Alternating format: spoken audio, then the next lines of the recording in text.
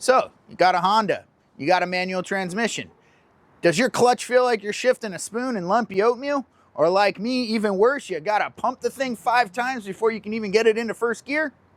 Well, you, my friend, have the telltale Honda clutch problem. So before you throw big money at replacing the clutch, why don't we take a look at 4 mods that you can do that won't break the bank and might make your entire life a lot easier. And if you stick around to the end, there's even a bonus one.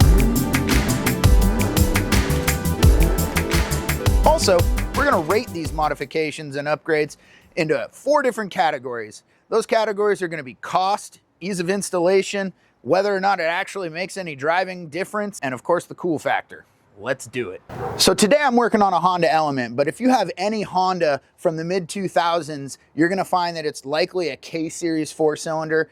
This includes the Acuras like the ILX, the TSX, and the RSX. But any of these cars primarily are gonna be the same motor and transmission layout, so working on these is all about the same. So you got any other vehicle that's a Honda, this still applies. Now my car has been having a progressively worse clutch feel to the point where sometimes I can't even put it into first gear, can't put it into second gear sometimes, downshifts might be a little rough, and it generally is just getting worse and worse. I've actually replaced the clutch master cylinder and slave cylinder on this when I first got this vehicle, and within 10 to 15,000 miles, it's already trash. So just about any of these 4-cylinder K-Series cars from the 2000s, on their clutch master cylinder, they actually have a restrictor. It's a triangular diaphragm built into the clutch master cylinder that actually is there for economy, to ease with shifting, but no one wants that. We want to bang out some sweet shifts. But my car is almost 20 years old, and that little plastic diaphragm and all the other rubber components inside of this clutch system,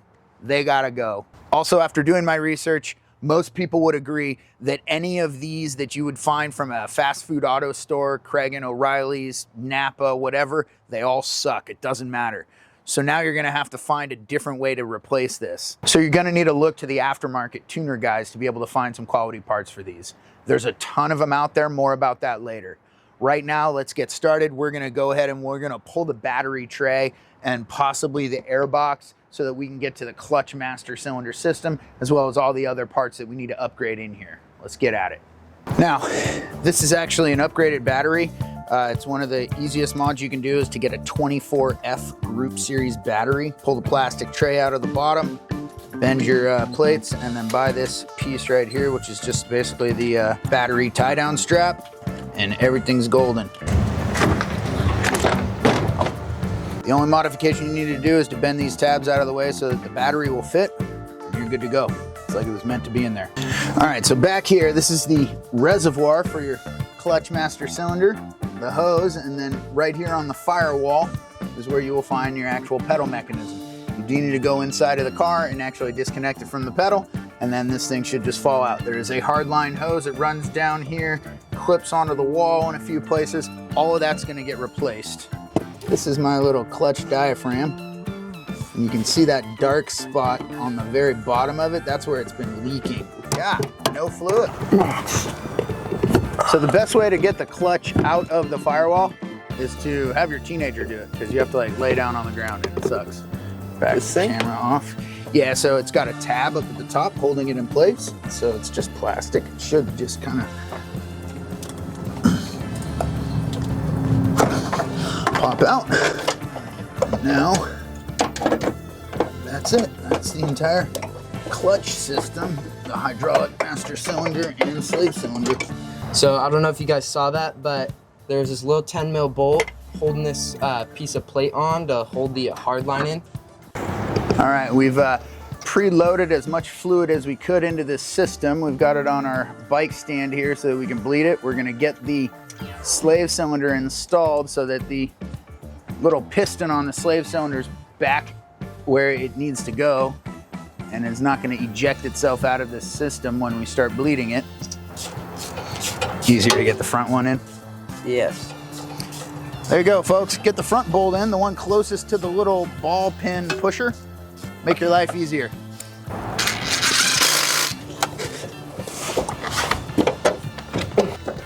I'm in position. Good thing those Element seats lay down flat. Unfortunately, the boy dropped the 8mm wrench, somewhere in this nether region right here where the latch is. And we can't find You're blaming it on me. Of course I'm blaming it on you. You're younger than me. Got our new slave cylinder in, got that thing greased, got our new 3N hose, also got our new Acuity shifter bushings, replacing the old rubbery garbage that's down there. These are gonna be from K-Tuned. There's a part number for you. So what's going on? This thing is, you see how it doesn't really go back to the center? Maybe it's the shift selector springs, maybe it's the spring detent, but ever since I put in those Acuity shifter bushings, sometimes it's hard to find the proper slot for it. It's like it doesn't fully engage into the gear.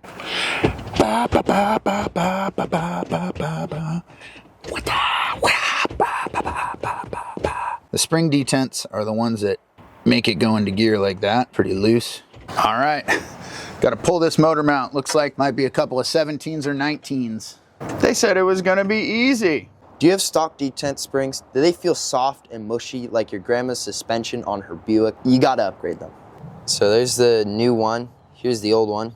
So you can tell that these are quite a bit longer. They're the same width. Here's the bolt that it goes into. It slides in there nicely, so we're gonna go put this back in.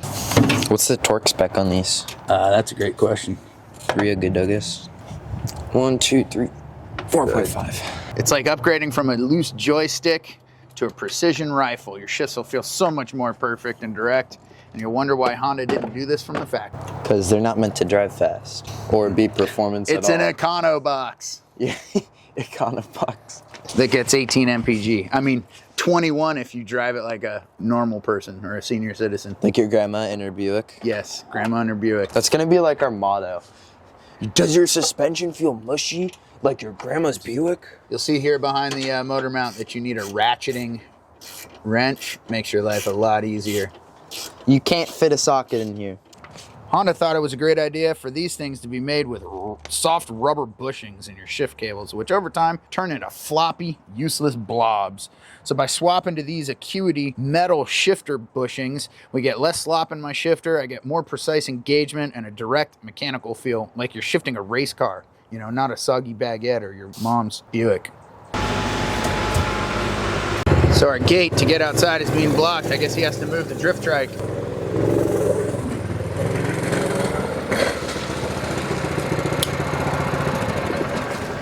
Future video on this coming up.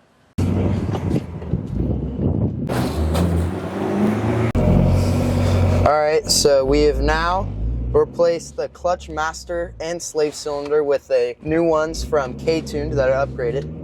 We have done the detensioner springs, which make it so that shift is more crisp. Oh yeah, we did the Acuity shifter bushings. So, so time much to test it. What's up, K-Series crew? If you made it this far, thank you, and today is your lucky day. We're breaking down 4 clutch-related upgrades that you can put into your K-Series or your K-Swap, and we're ranking them against 4 categories. Some are cheap, some are tricky. Some will make your car shift like a dream. Some, not so much. So let's find out which mods are worth your wrench time and which ones should stay in your Amazon and eBay cart. First up, we got detent springs, the unsung heroes in your transmission. For just 25 bucks, you get a sharper shift gate feel like you just added Red Bull into your synchros. And the install, not too bad, about a 7 out of 10. Basically just remove the transmission motor mount, remove some end caps, and swap in some springs. It's not brain surgery, but don't sneeze unless you want to play Where Did That Spring Go for the next 2 hours. This is a killer mod. It's like an energy drink for your shift feel. Coming in at 75 bucks, shift cable bushings from Acuity.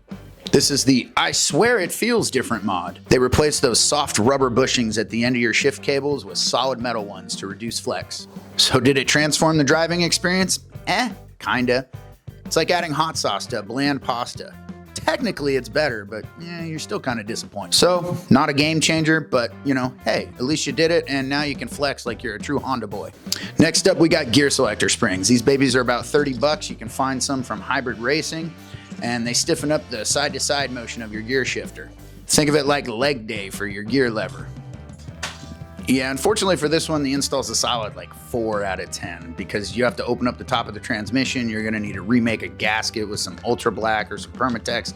Most people would use Honda Bond. It's a flex to say you did it, but for day-to-day driving feel, you won't notice much difference. I'd say track rats or someone that's really pushing their K-Series might notice it, but for day-to-day driving, your wrist probably won't notice it unless you're really pushing your car. Now, stick around to the end and I'll give you a bonus option that's even better than these cheap $30 springs. Finally, the heavy hitter, a clutch master and slave cylinder combo. There's plenty of aftermarket companies that make these. I picked mine up from K-Tune. So at 250 bucks, this isn't really a budget mod, but man, oh man, does this change the feel of your vehicle. It's like a night and day difference.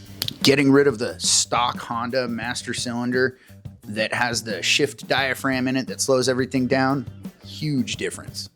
Once installed, which is like a greasy, oily 3 out of 10 on the install scale, your clutch engagement will be smoother, quicker, and overall just more confidence inspiring. Plus, it looks super cool when you pop the hood and someone can see that sweet K-Tune master cylinder sticking out. This one is the MVP. It's like switching from drum brakes to Brembos for your left foot.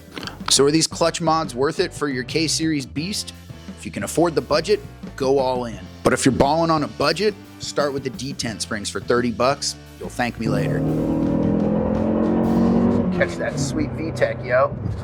And as a bonus option to round out this list, if you have the money, spend another couple $100 and get yourself a short shifter. You can find this Buddy Club short shifter for an EP3. I found this one for my Element for $199. It is a shorter shift, but who cares? That's not what this is about. This is about replacing the 20-year-old springs that you find inside of your current stock Honda box. They're just worn out and old. You got to get rid of them. This thing flies back. And like I said, when I was talking about the gear selector springs, this thing is going to do way more for you than those are. So replacing the 20-year-old Honda Econo box and getting rid of that slop, definitely worth it. There's also bushings that go around this device, and you can find some solid metal bushings if you want to stiffen it up even more. So smash that like button harder than you hit second gear, and let me know down in the comments below which one of these K-Series clutch mods was your favorite. And as always, thanks for checking out the channel. We'll see you in the next one. Next up are gear selector springs. These babies are about 30 bucks and they stiffen the side-to-side motion of your gear selector. You can't do that. Why not?